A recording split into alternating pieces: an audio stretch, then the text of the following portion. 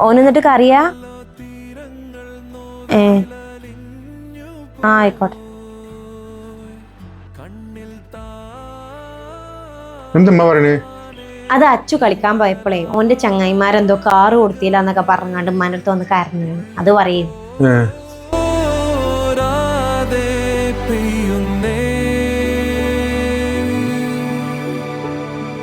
ഇത് അച്ഛനടുത്താണ്ടി.